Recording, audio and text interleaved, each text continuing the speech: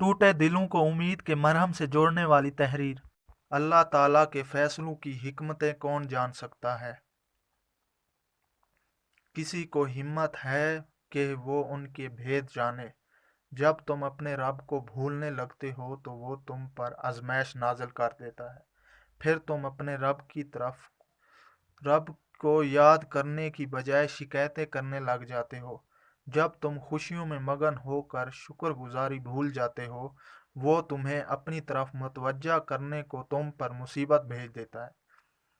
फिर तुम शिकवे करने लग जाते हो कि हमें खुशियां रास ही नहीं आती। जब तुम कामयाबियों के जीने तय करते करते अपने मोहसिन रब को भूलने लगते हो तो वो तुम्हें अपनी तरफ रागिब करने के लिए कुछ नाकामी में मुब्तला कर देता है। फिर तुम बदगुमान होकर कहते फिरते हो कि ये घाटे हमारे ही नसीब में क्यों। जब तुम मखलूक के सहारे जीते जीते उस कामिल रब पर तवक्कल और इत्मीनान खोने लगते हो तो वो तुम्हें रब का असल सहारा याद दिलाने को तुम्हारे कुछ सहारे तोड़ देता है। फिर तुम मायूस होकर सोचते रहते हो कि ये आखिर ये महरूमी हमारी किस्मत में क्यों। जब तुम मखलूक के कमज़ोर सहारों के तुफैल तरक्की की मंजिलें तय करते चले जाते हो, जिसमें गिर कर टूटने का भी खतरा होता है, तो वो तुम्हें मजबूत सहारे अता करने को तुम्हारे कमज़ोर सहारे छीन लेता है।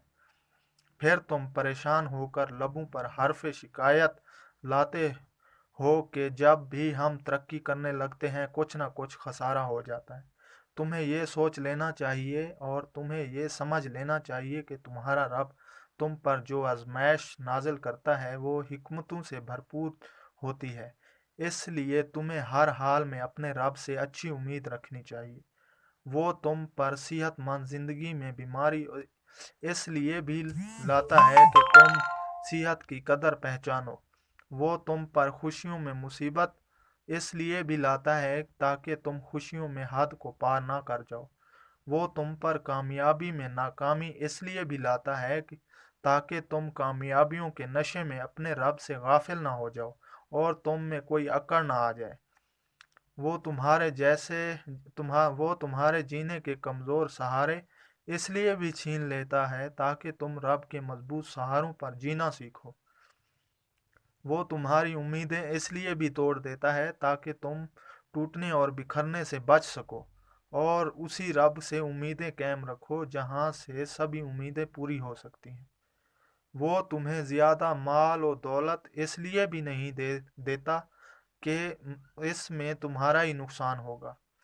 वो तुम्हें औलाद इसलिए भी नहीं देता कि मुमकिन है वो तुम्हारे लिए दुनिया या आखिरत का खसारा बन जाए। वो तुम पर आजमाइश इसलिए भी लाता है ताकि तुम्हारी सरकशी दूर हो, तुम्हारी गफलत ख़त्म हो, तुम्हारी आखिरत बेहतर हो। रब के बड़े फैसले में तुम्हारा ही फ़ायदा है, तुम्हारा ही भला है। वो तुम्हें कुछ देने पर कादिर है, लेकिन वो जिसको भी कुछ भी देता है तो वो अपनी कामिल हिकमत के तहत ही देता है। वो जिसको भी महरूम रखता है वो भी अपनी कामिल हिकमत के तहत ही महरूम रखता है। तुम्हें इसके फैसलों पर दिलो जान मुतमीन और राज़ी हो जाना चाहिए। तुम्हें जो कुछ नहीं मिला तो क्या ज़रूरी है कि इसमें खैर भी हो। आखिर बच्चा अपने माँ बाप से सभी कुछ मांग रहा होता है। वो छुरी भी मांगता है, वो माचिस भी मांगता है, वो सुई भी मांगता है और पत्थर भी मांगता है। वो हर चीज़ मांगता है, तो क्या माँ बाप उसको मांगी गई हर चीज़ पकड़ा देते हैं? नहीं, वो तो वही चीज़ बच्चे को देते हैं जिसमें उसका नुकसान ना हो। अब बच्चा ये बात कैसे समझे तो बंदा भी अपने रब के फैसलों की हिकमत कैसे समझे। हाँ, जो नेमत तुम्हें नहीं मिली वो रब से मांग लो। जो जायज़ असबाब तुम्हारे बस में हैं उनको इख्तियार कर लो।